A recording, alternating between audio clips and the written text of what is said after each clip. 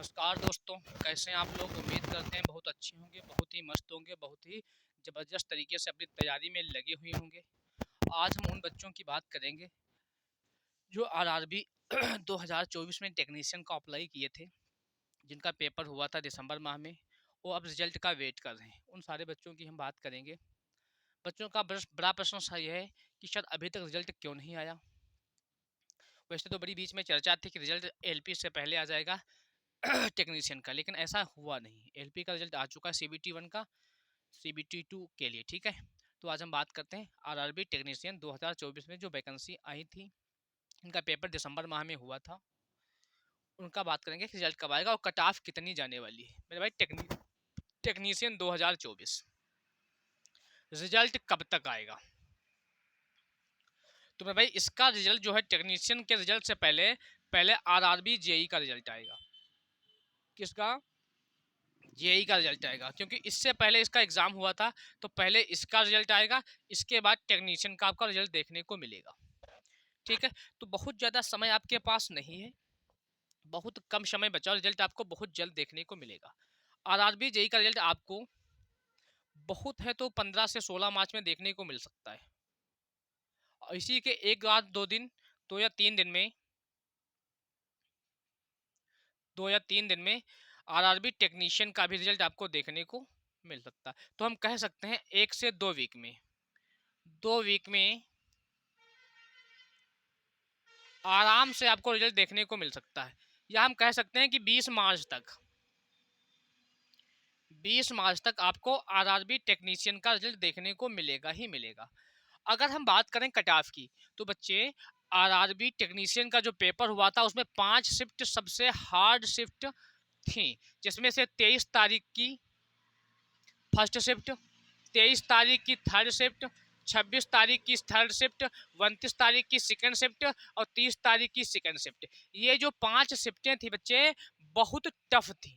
Paper के according जो बाकी शिफ्टें थी, उन शिफ्टों के अकॉर्डिंग ये शिफ्टें बहुत टफ थी। अगर इन शिफ्टों की बात करें, जनरल वाले बच्चों की बात करें, ओबीसी के बच्चों की बात करें, एससी की बच्चों की बात करें, एसटी के बच्चों की बात करें, व ईडब्ल्यूएस के बच्चों की बात करें, तो यहाँ पर अगर इन शिफ्टों में बच्चा किसी भी जोन से क्यों ना हो, यदि उसके जनरल वाले बच्चे के 64 क्वेश्चन बच रहे हैं।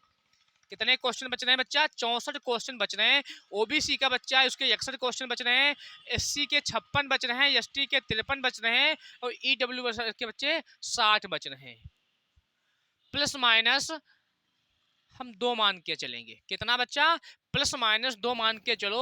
यदि आपके इन शिफ्टों में एग्जाम था और आपके नंबर आंसर की में आपने जब मिलाई है, तो प्लस माइनस करने पर इतने नंबर बच रहे हैं। जनरल वाले बच्चों की बात करें 64, ओबीसी के 61 और जबकि एससी के बच्चों की 56 और एसटी के 53, ईडब्ल्यूएस के 60। बस प्लस माइनस 2 हो सकता है। बाकी मेरे भाई इन शिफ्टों के बच्चों की कट ऑफ इतनी ही रहने वाली है।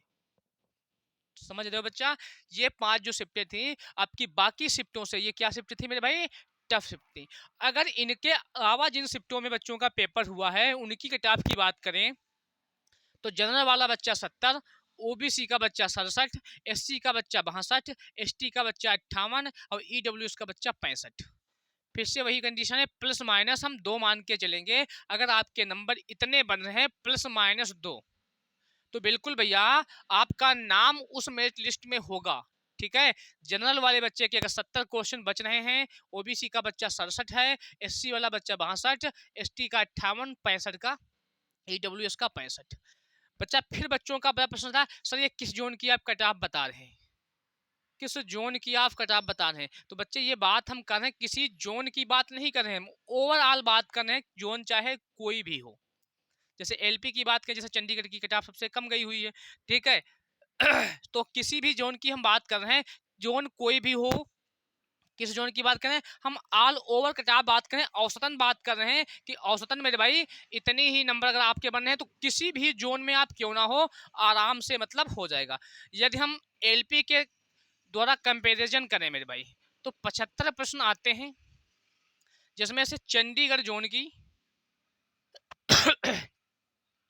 40 परसेंटाइल गई है। तो मेरे भाई जो परसेंटाइल होता है, ये 75 क्वेश्चन पे नहीं होता, ये 100% पे होता है। अगर 40 में मेरे भाई 100 में अगर 40% जा रही है, मतलब 75 का अगर 40 हम निकालें, ठीक है, तो 0 से 0 कैंसिल हो जाएगा, 5 दूनी 10 और 5 एकम 5, 15 पचे 75 और 2 दूना 4, 15 दूनी 30। मतलब अगर वही अंक जिसकी बात करें, अगर 40 से निकल रहा है ना मेरे भाई, तो सीधी सी बात, अगर परसेंटाइल की बात करें तो उसी के आसपास 75 का 40, सॉरी उल्टा हो गया थोड़ा, 25 ने 75, 25 चौके 100, 4 दशमलव 40, 30 वही निकलेगा ना।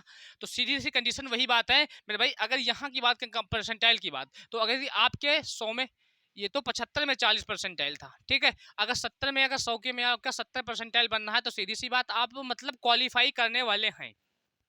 अगर जनरल वाला बच्चा 70, ओबीसी का बच्चा 67, एससी का बच्चा 62, एसटी का बच्चा 58, ईडब्ल्यूएस का बच्चा 65, आपका जोन कोई भी हो, चाहे प्रयागराज हो या बिलासपुर हो या आपका चंडीगढ़ हो या फिर कोई भी आपका जोन हो, यदि आपके इतने नंबर आ रहे हैं तो भैया आसानी से आपका एग्जाम क्वालिफाई है। इससे ज़्यादा कटाव किसी भी जोन में नहीं जाने वाली है।